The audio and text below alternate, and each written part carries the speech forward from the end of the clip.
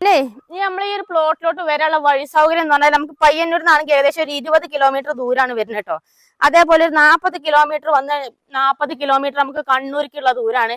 നമുക്ക് അടുത്തുള്ള railway station എന്ന് പറഞ്ഞാൽ കണ്ണൂരും പയ്യന്നൂരും ആണ് വരുന്നത് കേട്ടോ. ട്രെയിനൊക്കെ വരുന്നുണ്ടെങ്കിൽ ഇപ്പൊ ഈ എന്താ പറയാ 20 കിലോമീറ്റർ വന്നു കഴിഞ്ഞാൽ നമുക്ക് ഈ ഒരു പ്ലോട്ടിലോട്ട് എത്തും. പിന്നെ നമുക്ക് എയർപോർട്ട് കണ്ണൂർ ഇന്റർനാഷണൽ എയർപോർട്ടിലോട്ട് വെറും 53 കിലോമീറ്ററും അതുപോലെ തന്നെ നമുക്ക് അടുത്തുള്ള വേറെ ടൗൺ എന്ന് പറഞ്ഞാൽ തളിപ്പറമ്പാണ്. തളിപ്പറമ്പിലോട്ട് ഏകദേശം ഒരു 22 കിലോമീറ്റർ മാത്രമാണ് നമ്മൾ ഈ ഒരു പ്ലോട്ടിൽ നിന്നുള്ള ദൂരം എന്ന് പറഞ്ഞാൽ.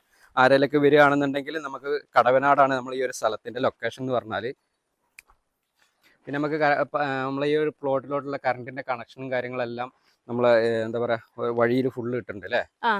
നമ്മള് സ്റ്റാർട്ടിങ്ങിൽ നിന്ന് വരുമ്പോ തന്നെ കണ്ടല്ലോ ഇപ്പൊ കൊറേ പോസ്റ്റ് ഉണ്ട് വഴിയിൽ തന്നെ.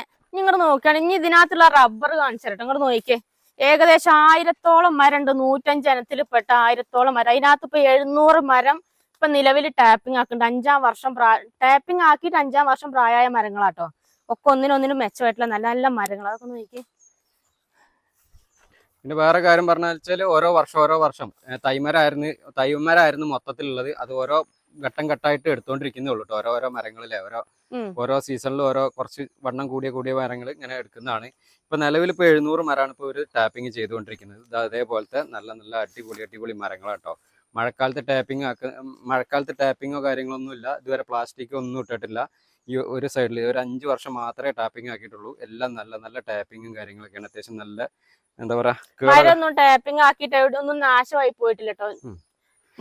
എല്ലാം 105 ഇനത്തിൽപ്പെട്ട മരങ്ങളാണ് ഈ ഒരു പ്ലോട്ടിനകത്തുള്ളത് മൊത്തം. ഇതേപോലത്തെ മരങ്ങളാണ് കേട്ടോ.